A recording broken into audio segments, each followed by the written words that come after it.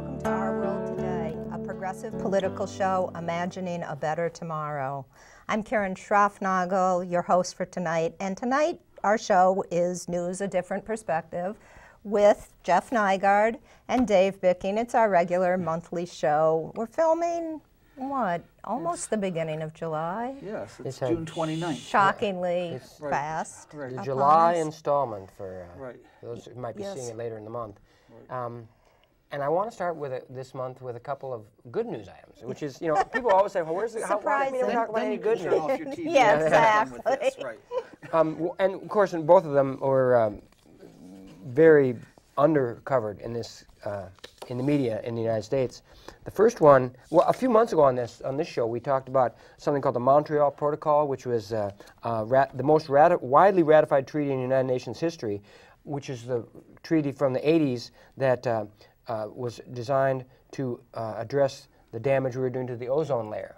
And it's actually been wildly successful. And in fact, the report a few months ago, which we talked about on the air here, is that the ozone is well on track to recovery in the next few decades. This was a result of an international treaty signed in 1987, as I recall.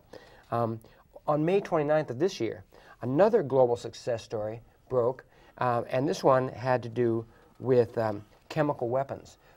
I'm a little highly sensitive to this because I've been reading a mystery series that's set just after World War I. And of course, World War I was where chemical weapons were first widely used. Mustard gas, phosgene, I think, and mustard gas, and chlorine, and there's another one, which I forget. Phosgene or something. So I'm very sensitive to it, but this was a very short story. It was buried on the bottom of the page 6 in the New York Times. In the local paper, it was just in a little brief section. It was like a 29-word piece. But the success story came from the United Nations Organization for the Prohibition of Chemical Weapons. And here's what their press release headline says. Major milestone reached as 90% of global chemical weapon stocks destroyed. That's a pretty remarkable, the story is ongoing too, as the UN office stated. The process to complete the elimination of Cold War era stockpiles in Russia and the United States is well underway and is scheduled to be completed before the end of 2020 and 2023 respectively. So the Chemical Weapons Convention took 12 years to negotiate. 189 countries have now signed on. And so the reason I think, not only is it good news, but the reason I think these things like this deserve to be on the front page is because, like the Montreal Protocol with the ozone repair, this is a success story, an international success story of addressing a real problem. The ozone layer, of course, we don't talk about as much as we used to, but back in the 90s, it was a huge deal, the hole in the ozone layer, and people were talking about skin cancer being epidemic, et cetera, et cetera. And then by getting together internationally and negotiating. Now, this is something that our political leaders forget, that you can actually talk to each other and come to agreements, and sometimes it works. Yeah. You don't have to threaten to blow people back to the Stone Age. And so the Montreal Protocol was a success in terms of ozone, and now, just a month ago, less than a month ago, there's been a treaty about chemical weapons. And really, if you look at, if you want to go online and just look at the history of, I mean, Wikipedia will tell you, in World War I, just what happens with chemical weapons. I won't go into graphic detail here because it's a family show, I think, but it's really, really, among many, many horrible weapons, chemical weapons have got to be among the worst in terms of human suffering. Right. So the idea that we've... a lifetime of suffering. Oh, absolutely.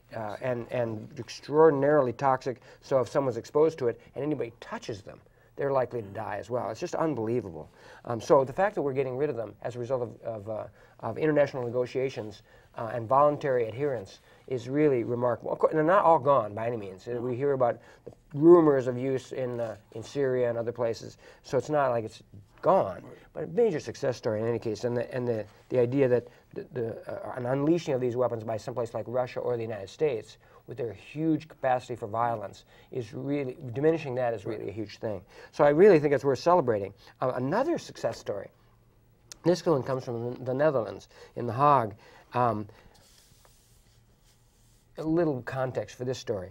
It's one of the most widely accepted tenets of the legitimacy of a national government is that they need to protect their populations from threats. And most of the time, it's invoked as a need to militarily protect us from attack. Right. But the Dutch ruling, which was announced on June 24th, a Dutch court made a ruling that said, in essence, that the Dutch government has a legal and moral responsibility to take tangible and immediate action to protect its citizens against the dangerous effects of climate change.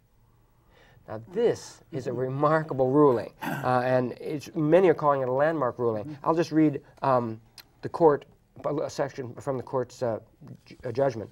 Quote, "The state must do more to prevent the threats caused by climate change, given its duty to care for the protection and improvement of the environment.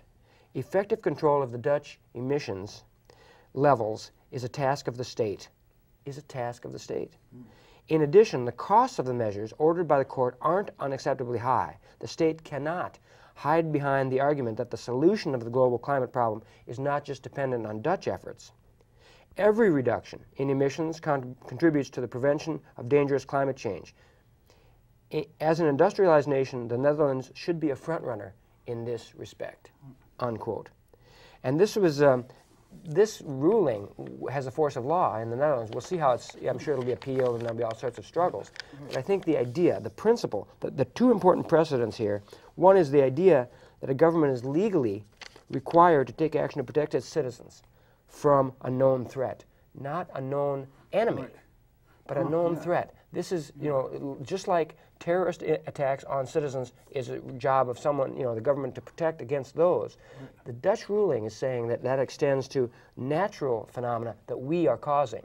And again, human action, to the extent that human action impacts global warming, that's the extent to which we are responsible. And all of us are responsible. The court specifically said, as you heard, that it's not good enough to say that we can't do it on our own, so we don't have to do anything. No, we all have to do something, and there's a legal responsibility as well as a moral responsibility. Secondly, as Think Progress, a website from the Center for American Progress, put it in an article on the Dutch ruling, quote, "It's illegal to knowingly ignore the dangers of global warming."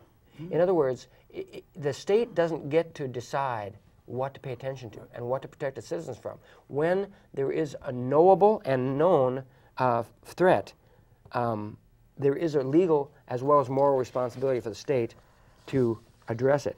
That's really remarkable ruling. And I want to mention one other thing too. I want to get the list right here. A columnist in Common Dreams was reporting on this, and he was a Belgian, one of 10,000 Belgians, who launched a similar case against their government in April. And he says, according to him, they're working with colleagues to launch similar suits in Australia, Brazil, Austria, England, Ireland, and Norway.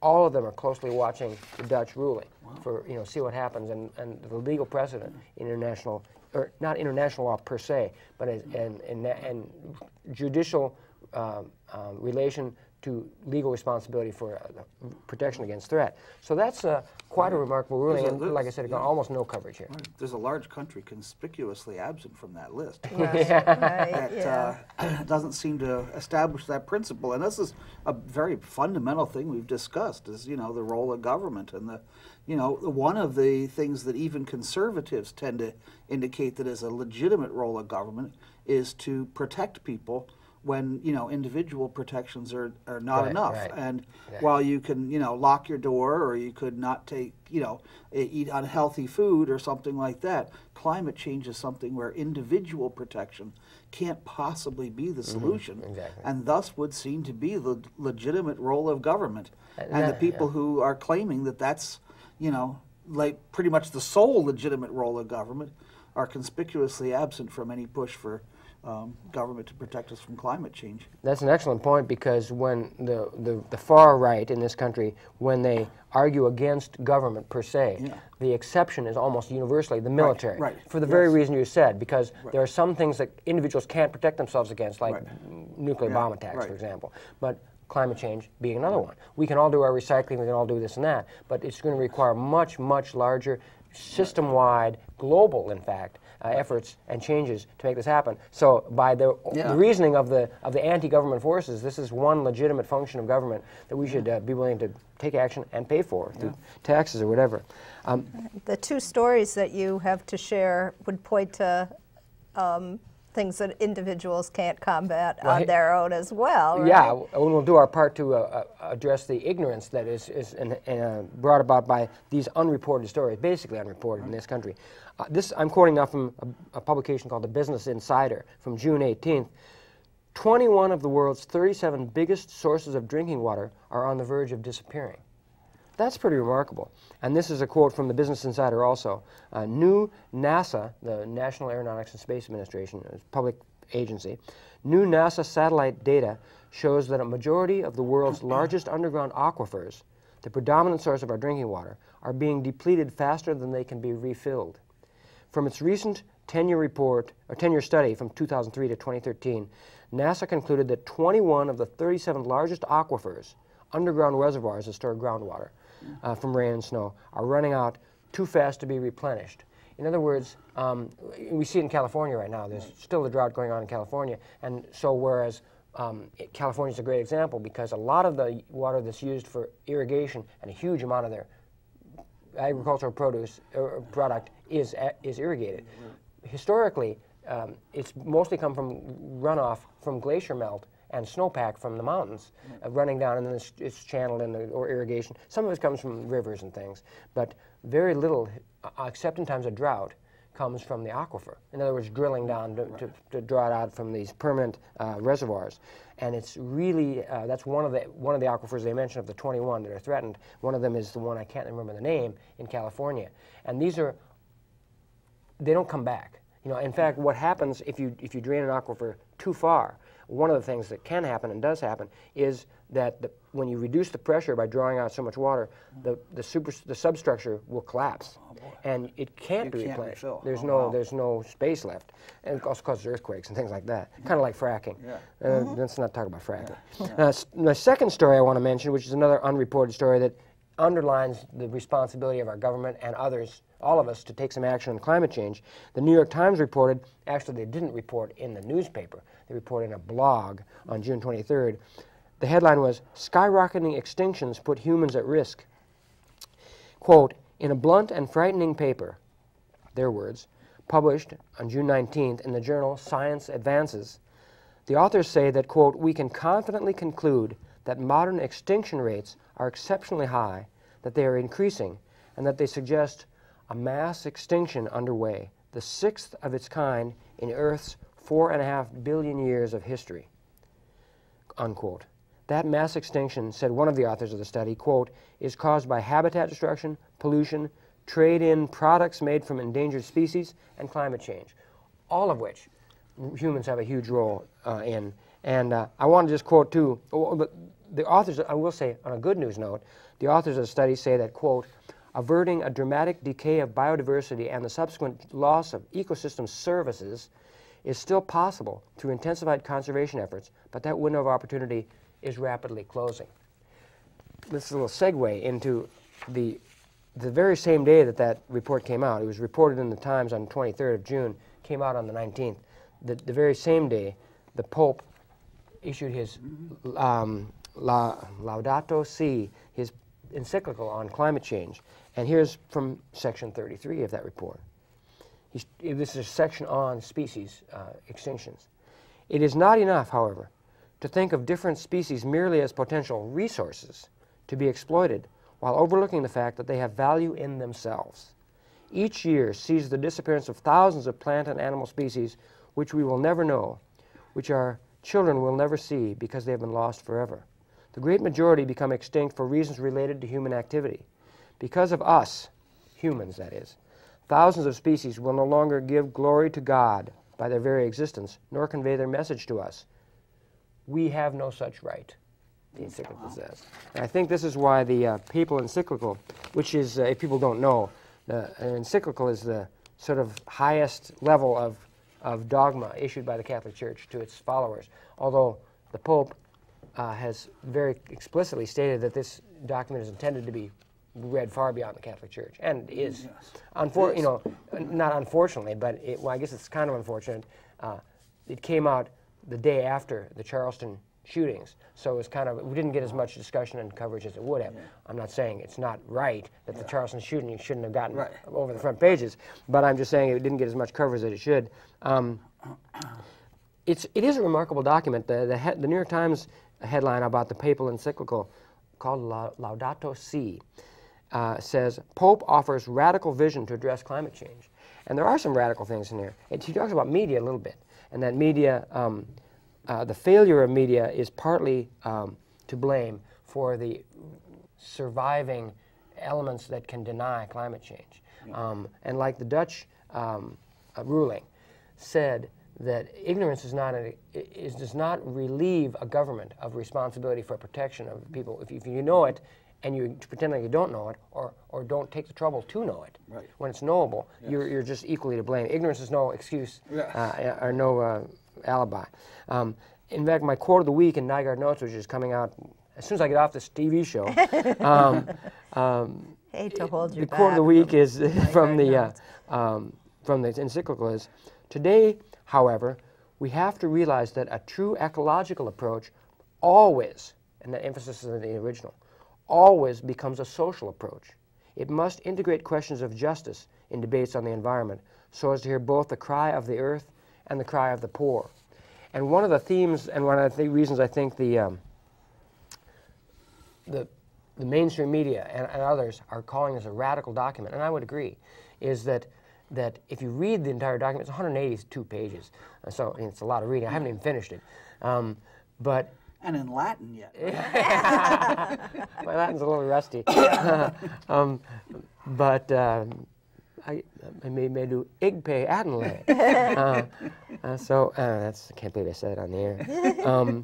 I want to just mention though, in regard to the radical nature of the thing, the Pope, despite what you might see in right-wing media, where they've been calling him a communist and everything else, which is still being thrown about, even though there is no more Soviet Union. But what's radical about it, I think, he's really calling for a social transformation that would change. He's calling for a change in humans' relationship to the natural world. He's not simply calling for more recycling. He's not simply calling for us to eat less red meat or whatever, all good things that can be done. He's saying we need transformation, not reform.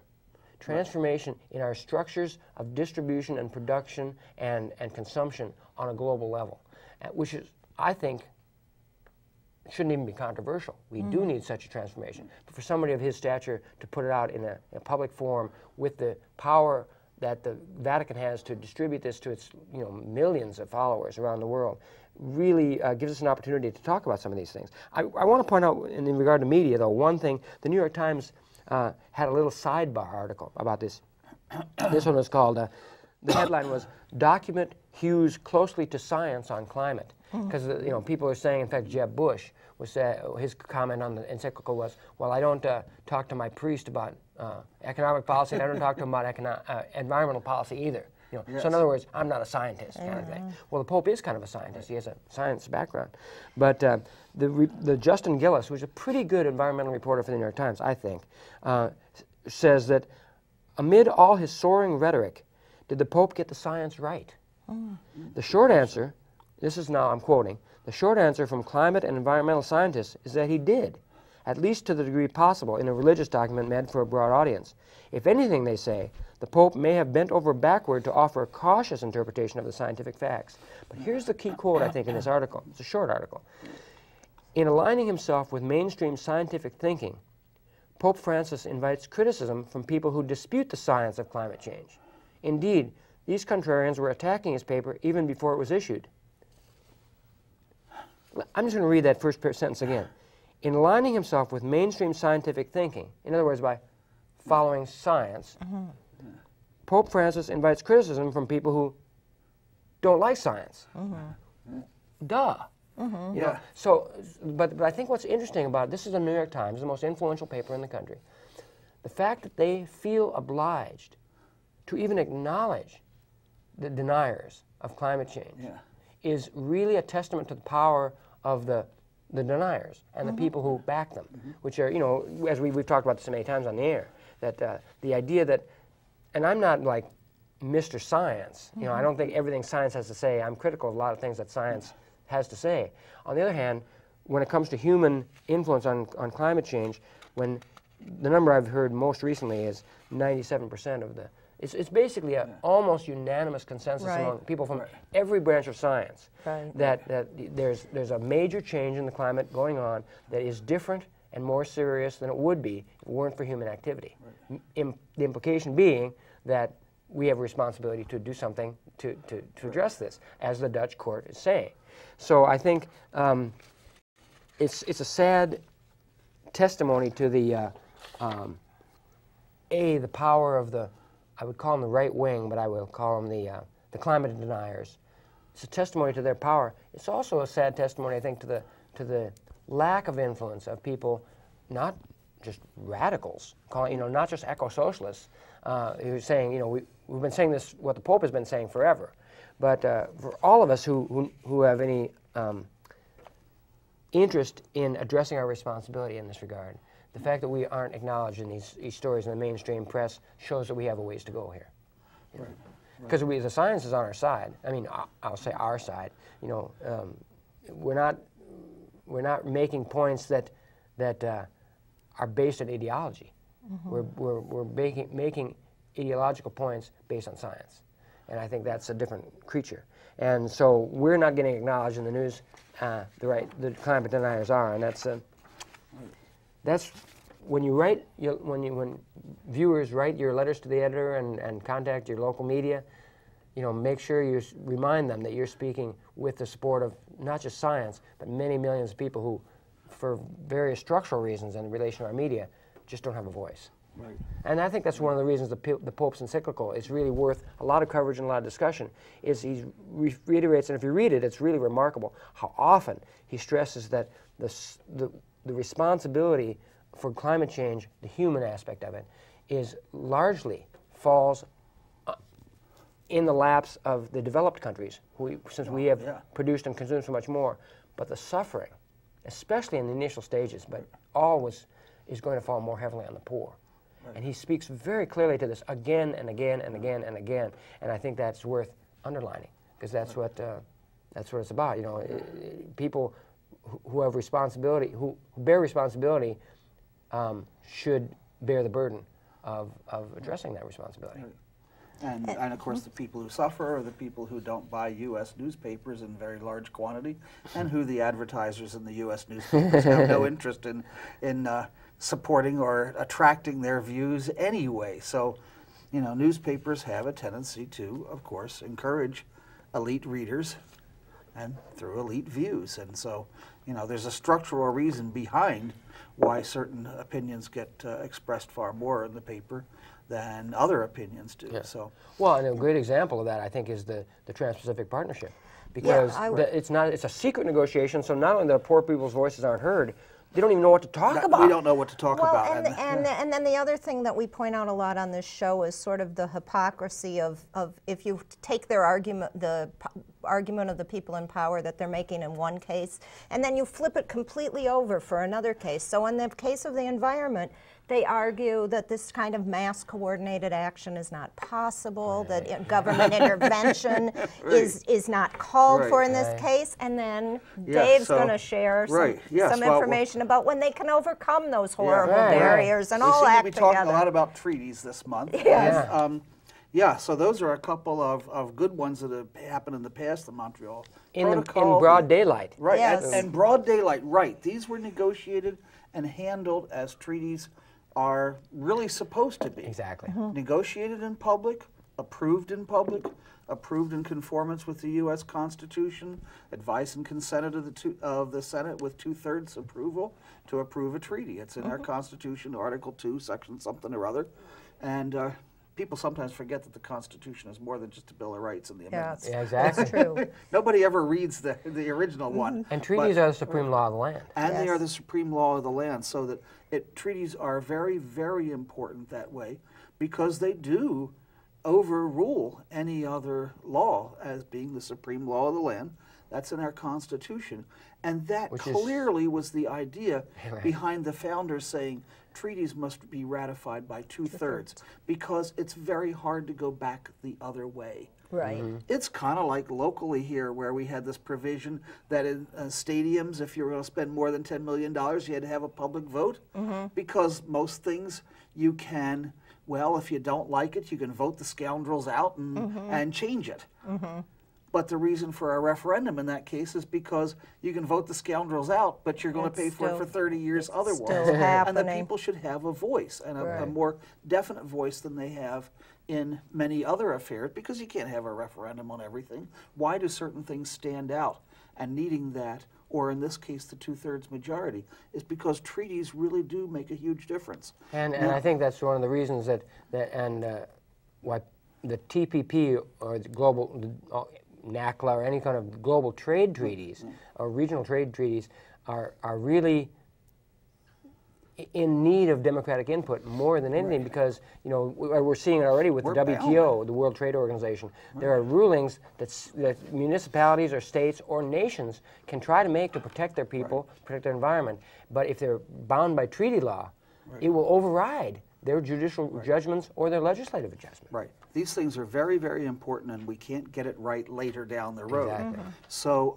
So anyway, there's been quite a lot of talk in the media, at least now, about the Trans-Pacific Partnership. Very confusing talk. Yeah. Exactly. It's very confusing talk, and I've been confused myself. Republicans are for it, Democrats are against it, Democrats are for it, Democrats are... And there's a vote, they voted it down, they voted back in. And they voted back in. It's been really a mess. So before this show, I tried to sort this out for myself, and maybe hopefully a little bit of the public here as to what is even going on and what it means.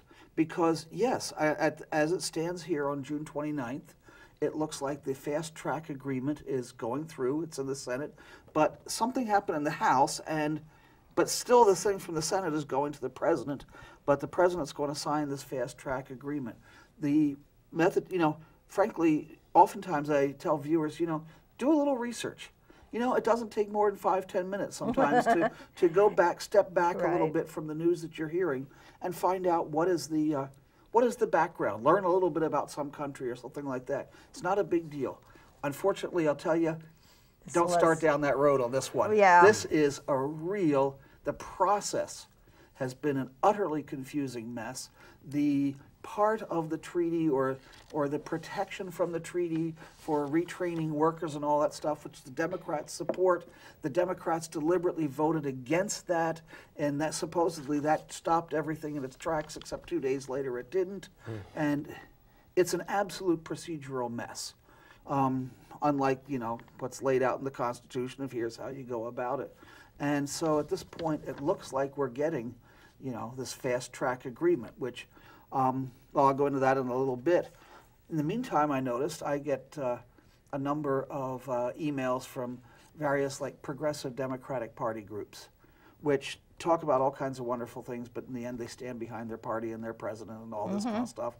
And my goodness, it was celebration. I must have gotten a dozen emails. Thank your congressperson. Do this. We won. We stood together. Oh my goodness, they were jumping up and down with joy for how the Democratic Party and the progressives of the Democratic Party stopped this thing. And 2 days later, when they voted the other way around, I didn't hear a thing. Yeah, so this is something so that everybody gets to look good.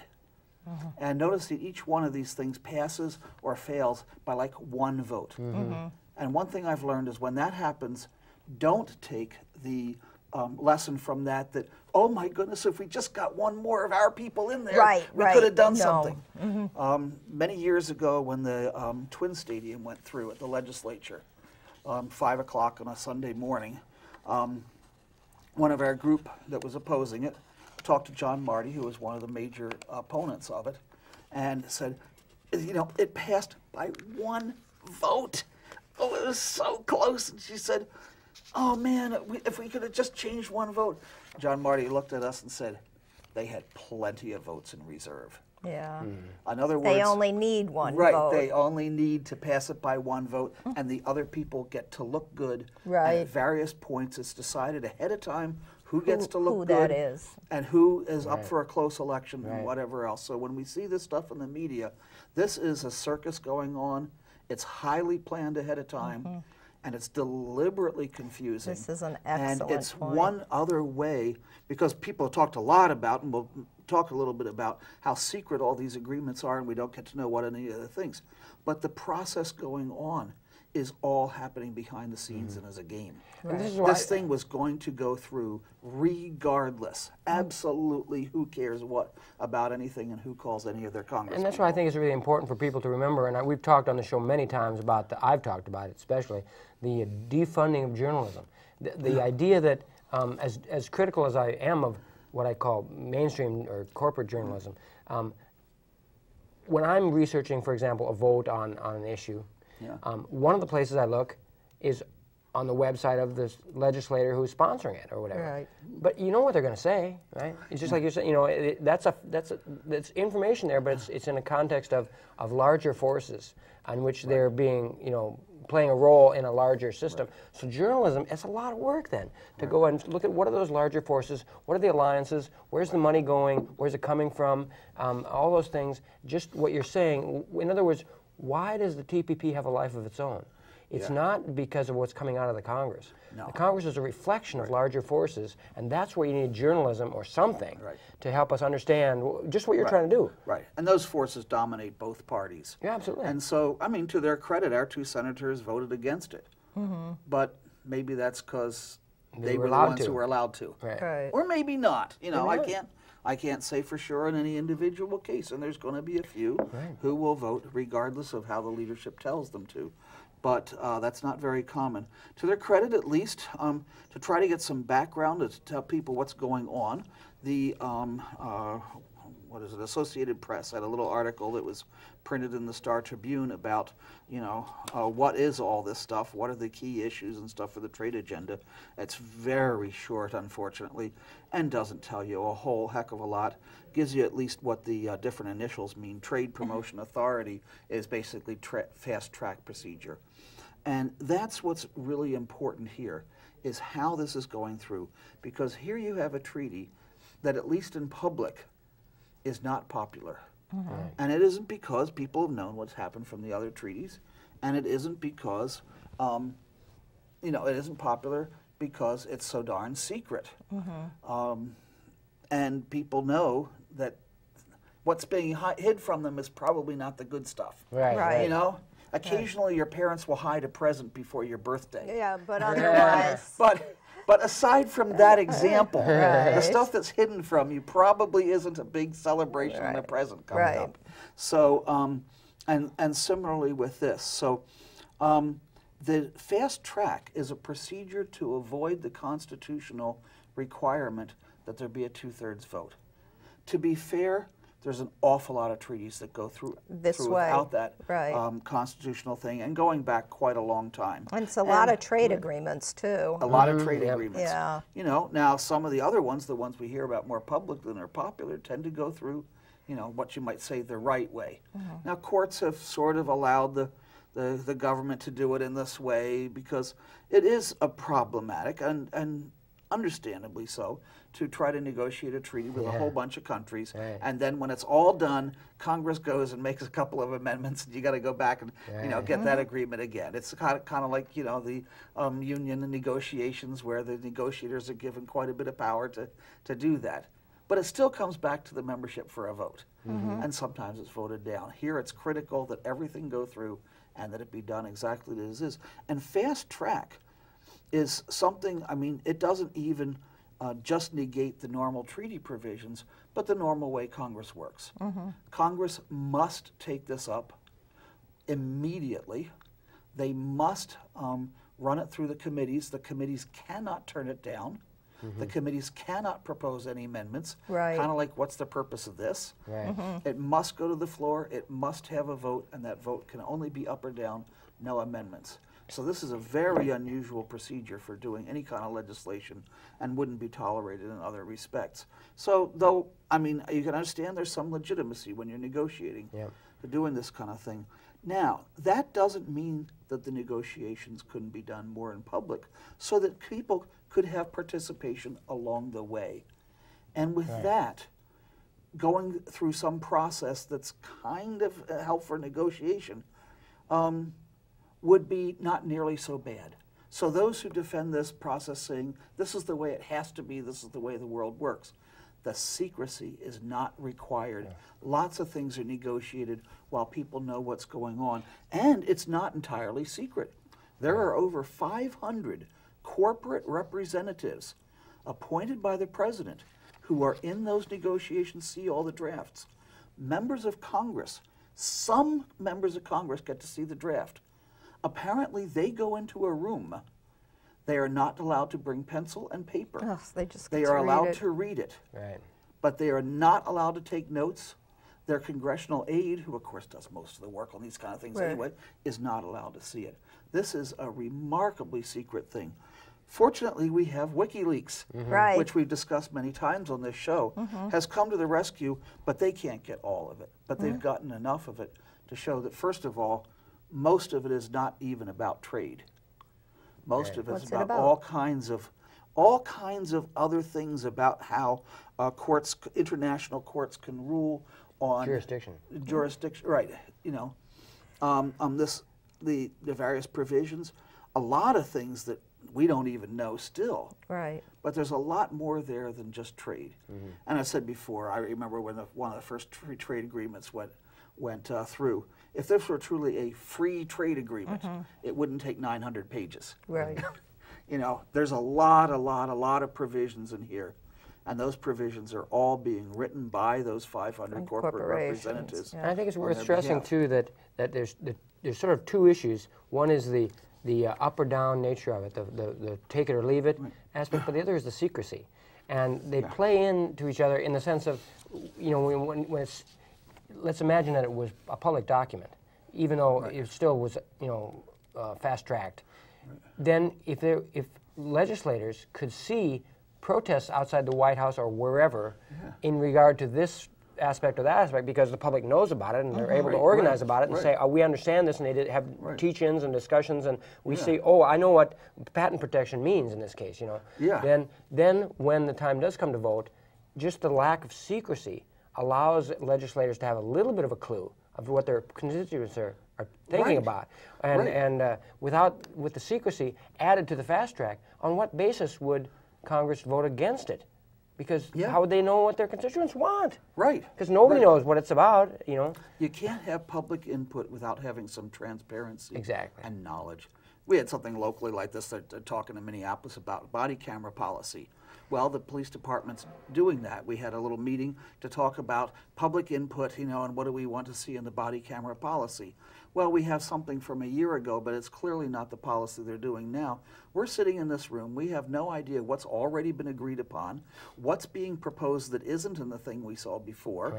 You know, how can you have any reasonable input to something if you don't know what the status of things is? You could be talking about an issue that's already been decided in your favor. Boy, that's a terrible waste of time, and we don't have a whole lot of extra of this. And this doesn't have to be done this way. One thing I see here, the fast track has only been used 16 times in the history of our nation. So it's not something that's absolutely essential. It has to be done for every treaty. But for these treaties, it does. And so this secrecy and this process here is clearly for the purpose of putting through something that's going to be not to our benefit. And what if their constituents, though, are actually those 500 corporations that are writing the treaties? So. Well, there you go. Oh, you think dangerous thoughts, Karen. I shouldn't be out here hosting this show. You just said that in public. I know. One corporation, one vote. That's right. Yeah. Well, actually, yes, that's darn close to what it really is. But, yeah, and we find out also, again, partly through WikiLeaks, that this Trans-Pacific Partnership, which involves like 10 Asian nations, well, and Pacific Rim nation, that's right, that this is, you know, one treaty going through. But there is another one. Oh, geez, what is it? It's something TT or something. TTIP? Right? TTIP, which would be with Europe, which is going to be based largely on this. And then another one coming up, which has barely been talked about at all, and WikiLeaks has just revealed 17 documents from closed-door negotiations regarding the Trade and Services Agreement, which has all kinds of things about, you know, from air travel to, oh, geez, I couldn't even tell you all of it. It's go to WikiLeaks. I mean, honestly, it's really just spend your day at WikiLeaks. Yeah, WikiLeaks.org has a lot of stuff. You will be smarter. Yes, right. We got to thank them for this, and so, yeah, there's a bunch of other things coming up. And frankly, at this point, I hope people are up in arms about the Trans-Pacific Can we still Partnership. stop it? I don't think so. I don't think because there's that's any what hope I whatsoever. see discussion out there a lot Yeah. about. Can we stop? Is this still stoppable? I wish I could say yes, because I want to see people continue to do something about it and do it. And of course, the Congress does have an up or down vote at the end, and I am sure it will be very close. Right, maybe even one vote. Right, and they will have that up or down vote, and in a democratic society and with the process we have and all that kind of stuff, absolutely Congress can stop this, and that means the people can stop it, because I learned that in civics class. Okay. And, you know, once again, our civics classes are not doing us a whole lot of good here in this new world where this stuff is run by the corporations and is kept secret from us. I do think, though, what citizens can do, and especially if we're organized, is there are opportunities. The media will pay attention to campaigns, presidential campaigns, and, you know, statewide campaigns and senatorial campaigns, and activists can get in the room at times and ask, or demand that their media representatives ask, what do you think about trade agreements? Did you support the TPP? Will you support the TTIP? Or whatever agreement is coming up now. What do you think about fast track, et cetera? And hold these politicians. It's partly holding them to account, but I think even more important, it provides an opportunity for public education on these things, so people can hear more broadly what you're saying on the show, and you know, by simply the asking of the question in front of the cameras, more people will say, well, well, why are we paying $1,000 for a prescription in this country when people in India are paying $14? Right. You know, what is that? What are the rules here? Right. You know? And those are the kind of things we're talking about, and I'm not exaggerating. Prices, one of the things in these, what used to be called, and I think they still are sometimes called, free trade agreements, almost always include huge restrictions on intellectual property, which is the antithesis of free trade. Free trade, right, of course. right, It's nothing about the free market at all. It's about government intrusion in the market to protect their corporate interests. I mean, it's very clear. Right, and one can argue whether those interests need to be protected or not in intellectual rights. You could have. But nevertheless, that's what it is. Right. And so if you like that, maybe you like some other government intrusion too. Oh, not that kind. I'm sorry. Wait a second. Just the one kind. So yeah. So I mean, though personally, I feel like we never had a chance on this TPP from the beginning. Nevertheless, it is important and talk about it, and that's why we're here on this show and talking about it, because at the very least we can understand more about what's going on in government and continue organizing against the ones coming up. Exactly. And to organize for some fundamental changes in the government, because when there are some fundamental changes needed, if we don't bring forth the things that we think need to be changed, but we have no chance of, we're never talking about the reasons why those fundamental changes are needed. If we don't talk about those, it's as though, well, it's okay as it is, and we're just, you know, lose a few here and there. But and if people want to get more information about TPP, probably a number of places. One is actually a place right here in Minnesota called the Institute on Agriculture and Trade Policy, IATP, and they've done some great stuff. I don't know, just haven't looked at just in the last few days, but they've been great on agricultural and trade policy in general, certainly on these, as much as they can be, in addition to WikiLeaks. But that's an organization, and you'll see links on their site too to other places that they're working on this stuff that have been following it. Something else that's been in the news a lot, we'd almost be remiss not to talk about it, is the shootings in Charleston, South Carolina, where the Dylan Ralph went into the African Methodist Episcopal Church and shot 9 black people in an act of racial terror. what I want to say about it, first of all, is even calling it an act of racial terror is not what the media did at first. It was he was portrayed as always well, I shouldn't say always, very commonly when the perpetrator in a violent incident of mass violence is white. It's almost without fail portrayed initially as some sort of a lone wolf. He must be mentally ill. So all sorts of, which all that may be true, but it may not be. And certainly, what we see is if it's somebody from a Middle Eastern country or somebody who's identified as Muslim in the initial reports, we do not see the same coverage. We see immediately it's talk of who are they connected to, where are they coming from, who are they representing, why are these people? They're representing a group all of a sudden. Right. White people are understood to be Individuals. individuals. We never represent a group. Never represent a group.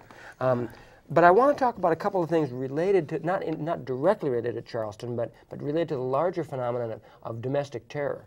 And I rarely, as viewers probably know, and readers of Nygaard Notes know, I rarely talk about things on the editorial pages because my opinion is that most of the opinions in the newspaper come on the news pages, the important opinions. Right. However, in this case, it's kind of a paired set. One was and they're both from the New York Times. One was an editorial or an opinion piece back on June 16th called "The Growing Right-Wing Terror Threat," and it was written by a couple of scholars, a sociologist and a terrorism expert at Duke University, and I forget where the sociologist is from, but they say a couple things in their opinion piece, and I'll just quote them. "If you keep up with the news, you know that a small but steady stream of American Muslims, radicalized by overseas extremists, are engaged in violence here in the United States. But headlines can mislead. The main terrorist threat in the United States is not from violent Muslim extremists, but from right-wing extremists. Despite public anxiety about extremists inspired by Al-Qaeda and the Islamic State, the number of violent plots by such individuals has remained very low. Since 9/11, an average of 9 American Muslims per year have been involved in an average of 6 terrorism-related plots against targets in the United States. Most were disrupted, etc." Quote, many of them were created by the people It's who true. led them "In into it, contrast, right-wing extremists averaged 337 attacks per year." Whoa. Now, this is an average of 6 don't hear plots per year, Muslim-related, quote unquote. 337 attacks almost by one right-wing a extremists day. per year in the decade after 9/11, causing a total of 254 fatalities, according to a study by Ari Perliger, a professor at the United States Military Academy's Combating Terrorism Center. The toll has increased since the study was released in 2012. Meanwhile, terrorism of all forms has accounted for a tiny proportion of violence in America. There have been more than 215,000 murders in the United States since 9/11. How many? 215,000 murders. Wow. For every person killed by Muslim extremists, there have been 4,300 homicides from other threats. Here's their concluding paragraph, which I think is really worth reading. "Public debates on terrorism focus intensely on Muslims, but this focus does not square with the low number of plots in the United States by Muslims, and it does a disservice to a minority group that suffers from increasingly hostile public opinion. As state and local police agencies remind us, right-wing anti-government extremism is a leading source of ideological violence in America." Now, a few days later, on June 24th, that was on the editorial page, the op-ed page they call it, opinion editorial page. On June 24th, on the front page, the headline in the New York Times was "Homegrown Extremists Tied to Deadlier Toll Than Jihadists in U.S. Since 9/11." Basically reporting on what the op-ed piece said. But I think what's interesting about this, and there was a great article in Fairness and Accuracy in Reporting did a little piece on this, because there's a comment. Here, I'll just read the lead. "In the 14 years since Al-Qaeda carried out attacks on New York and the Pentagon, extremists have regularly executed smaller, lethal assaults in the United States, explaining their motives in online manifestos or social media rants. But the breakdown of extremist ideologies behind those attacks may come as a surprise." Now, why would it come as a surprise? And this is what FAIR discusses. It comes as a surprise because most people get their news. Right. Forget, I've said a million times, despite that you might read most of the things you read online, originally it mostly comes from mainstream legacy news organizations, newspapers primarily. And here it says, it gives some of the numbers I just read from the editorial about how, the number of killings, but some killings by non-Muslims that most experts would categorize as terrorism have drawn only fleeting news media coverage, never gelling in the public memory. But to revisit some of the episodes is to wonder why. And then he mentions, if you remember some of these, the Sikh temple, which is an Indian religion, in Wisconsin, a neo-Nazi opened fire, killing 6 people. He was a member of a group called the Northern Hammerskins, a white supremacist group. Another case in June 2014, just a year ago, Jared and Amanda Miller, a married couple with radical anti-government views, entered a Las Vegas pizza restaurant and fatally shot 2 police officers who were eating lunch. On the bodies, they left a swastika, a flag inscribed with the slogan, "Don't tread on me," and a note saying, "This is the start of the revolution." So on and on it goes. But I think the idea that the New York Times is saying, this is a surprise. This is a surprise. Well, because we never told you because we never this told was you. happening. I mean, and Right. the headlines come, and the assumption, if you remember when Timothy McVeigh bombed, it's 20 years ago now, bombed the federal building in Oklahoma, the initial response was, which Muslims did this? Right. It was just When assumed. when it was admitted that it was terrorism, it had to be. It had to be. Yes, right. So, but I want to just point out a couple of things, just in the general category of how to characterize and how to think about the attack in Charleston and many others. Right. I want to give 2 sources of information outside of the mainstream, because like Dave said in regard to TPP, don't start getting background from the newspaper. Get your background elsewhere, then you might be able to make sense of what's in the newspaper or on the TV news. So 2 good sources of information when it comes to domestic terrorism, or terrorism in general. One is the Southern Poverty Law Center. They monitor hate groups and other extremists, and they publish a hate watch blog, they call it, and a magazine I highly recommend, The Intelligence Report. And they point out on their website, since the year 2000, the number of hate groups in the United States has increased by 30%. And the surge has been fueled by anger and fear over the nation's ailing economy, an influx of non-white immigrants, and the diminishing white majority, as symbolized by the election of the nation's first African-American president. And the other one I want to recommend, the other group for information on terror, is Political Research Associates.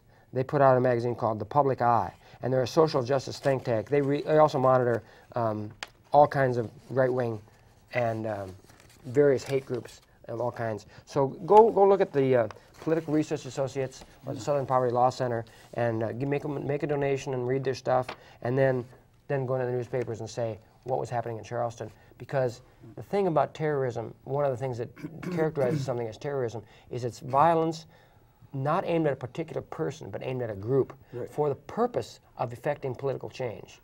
That's clearly what Dylan Roth was doing in Charleston. Exactly he what says he said what he he's was doing. doing. He said from the beginning, and so the idea that this is just some sort of deranged individual, he may be deranged, I think he probably is, but where does it come from? And what I'd like to talk about, and I think the analogy I want to just throw out is that racist violence relates to climate change, in the sense that there's a big debate whenever there's a big drought or a flood, a 1,000-year storm, and people say, oh, this doesn't necessarily have to do with climate change. And it's true. You can't necessarily say that this specific event in the weather relates to larger patterns in the climate. But you can say that when the climate changes in certain ways, these sort of events will be not 1,000-year events, they'll be 5-year events, or maybe monthly events. And I think we can look at the same, and make an analogy with racist violence when there's a racial warming. You know, in terms of the attitudes in general, like this Southern Poverty Law Center talks about, there's a general sense that on the part of white extremists that there's a threat to them posed by the other. That general tone gets soaked up by people, and there will be more violence. It won't necessarily, you can't say Dylan Ralph was specifically acting on the orders of white supremacists. But you can say that in a climate where there's so much racial animus and so much dissatisfaction being attributed by organized white supremacist groups and anti-government groups to say, it's their fault, it's their fault, it's their fault. Somebody is going to pick up a rifle or a hand grenade or some chemical weapons and go after those people. And that's why it's the responsibility, and I'm going on a soapbox here, but that's why it's the responsibility of media and those of us who impact the media in some way to say, we have to stand up and say, we know what's going on, it needs to be reported for what it is. Right, and give an accurate perspective on what's out there. And a number of black churches have been burned since the time of that shooting. Right. This is It's a not regular isolated. occurrence. Right, yeah. So, yeah. So I want to throw out there, we only have 3 minutes left, but I think we're in real danger of falling dramatically behind in the coverage of the 2016 elections. So They're coming right up. If our viewers are not well informed, so I don't know if in less than 3 minutes you can start us down that road, and then we'll come back, I'm sure. I think we'll need to come back and probably a number of times to the election. And it goes to one of the things that I'm thinking about this election is what Jeff was talking about is, well, at least like with the TPP, we want to know what's going on because we can raise those questions during the election. And one of the things I want people to take a look at and think about is, so what issues are coming up during the election, and how are those issues decided upon? Is it the issues that the candidate raises? Is it the issues that's important to the people in general? Or is it just the issues that should be important, according to whoever? And we're not getting, I think, even at this early point in the election, a very good range of those things. And I wanted to talk particularly about the Bernie Sanders campaign. We'll have to come back to this somewhat, because that's generated a tremendous amount of interest in certain stuff among progressives, and obviously well beyond a small fringe or something. So that with that campaign, we want to take a look at how that's happening, what's happening in the media, who's driving it, and as I say, what issues are coming out. And Bernie Sanders is deciding to take a look at certain issues in particular and ignore others. Right. And do we want to look at it that way? I don't have the time to make the analogy to the Wellstone campaign, the final one, in which it turned out that he never talked about foreign policy issues or issues of the military budget or that. But I found the same thing on the Bernie Sanders website. I went there to look at issues. He's got a couple of things. He's pushing the banks, all that kind of stuff. But some of those other things, foreign policy, war, military budget, are not even mentioned, nor have they been mentioned in practically any other coverage of the election. So people need to take a look. What are your issues instead of just being driven by what you see in the media? What are your issues and who's talking about that? And are those important things like the TPP being talked about at all? So, so fortunately, we still have 16 plus months to go before this election, so we'll come back to this. Yes. Thank you so much for joining us tonight for Our World Today. You can find us on the web at www.ourworldtodaytv.org. Thank you, Jeff. Thank you, Dave. We'll be back. We'll be back. More on Bernie. And much more. And much more. Thank you. Right. Thanks, Dave Garland.